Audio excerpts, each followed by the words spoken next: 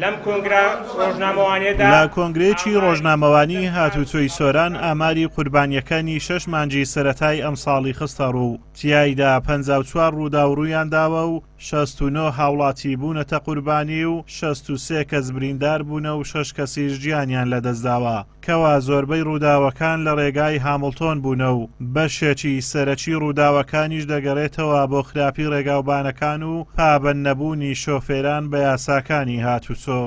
لەم 6 مانگەی ڕابردوو 54 ڕووداوی هاتوچۆ لە سنووری ئێمە ڕوویداوە و لە دەرەوەی شار 35 ڕوودا و ڕوویداوە، لە ناوی شار 19 ڕوودا و ڕوویداوە. ڕووداوەکان بەو شێوەی پۆلین کراوە. پێکدادان 32 ڕووداومان هەن، وەرگەڕان 14 ڕووداومان هەن، شێلان 2 ڕووداومان هەن، پێداکێشان یا خۆکێشان پێدا 6 ڕووداومان هەن. هۆکاری ڕووداوەکان خێرایی بە ڕێزبەندی یەکەم دێ 34 ڕوودا و لە ئەنجامی خێرایی بوونە و کەمتەرخەمی و پابەند نەبوون بە ڕێنماییەکانی هاتوچۆ 19 ڕووداومان لە ئەنجامی پابەند نەبوون و کەمتەرخەمی بووە و ڕێگاوبان کە کەمترین هۆکار بووێ تەنها 1 ڕوودا و ژمارەی قوربانیەکان بەداخەوە لە ئەنجامی ئەم ڕووداوانە 69 ڕوودا و 69 قوربانیمان هەن. بەرگری شارستانی سۆرانیش لە کۆنگرێکی ڕۆژنامەوانی ئامار و ڕووداوەکانی 6 مانگی سەرەتای ئەم ساڵی خستە ڕوو. 252 ڕووداوی جۆراوجۆر ڕوویان داوە لە خنکان و لافا و ئاگەرکەوتنەوە. بەراورد بە ساڵی ڕابردوو ڕووداوەکان بەگشتی زیادیان کردووە، بە تایبەت ڕووداوەکانی خنکان تەنها لە ماوەی 25 ڕۆژی ڕابردوو 7 هاوڵاتی لە ڕووبارەکان خنکاون و تا ئێستاش تەرمی 3 هاوڵاتی نەدۆزراوەتەوە کەوا گەشتیارن. لە ماوەی 6 مانگی یەکەمی ساڵی 2019 کۆی گشتی ئەو ڕووداوانەی کە تۆمار کراون بریتین لە 252 ڕووداوی جۆراوجۆر.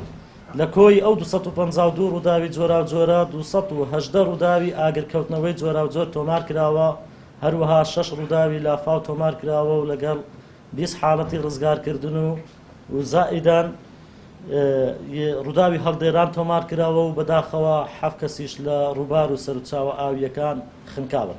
سەبارەت بە ڕووداوی خنکان بەداخەوە دەبینین ڕووداوی خنکان لە ماوەی لە 7 2019 تاوەکو ئەمڕۆ یەکی 7 بەداخەوە 7 کەس لە ڕووبار و سەرچاوە ئاویەکانی سنووری بەڕێوەبەرایەتی بەرگری شارستانی سۆران خنکاون.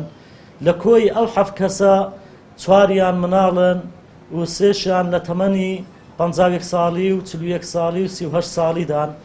نەبوونی مەرجی سەلامەتی لە ناوچە گەشتیاریەکان و ناشارەزایی هاوڵاتیان وای کردووە ڕووداوەکانی خنکان ڕوو بدەن. بەراورد بە ساڵی ڕابردووش ئاوی ڕووبارەکان زۆرە و زۆری بەفربارینیش لە ناوچە شاخاویەکان وای کردووە تا ئێستاش بەفر بتوێتەوە و ئاوی ڕووبارەکانی جزیاد بێت. ئەمەش ئەوە لەسەر هاوڵاتیان پێویست دەکات کە ڕەچاوی سەلامەتی ژیانیان بکەن لە کاتی گەشت و سەیرانەکانیاندا. ئازادۆمەراوەی کەناڵی ئاسمانی پەیام، قەزای سۆران.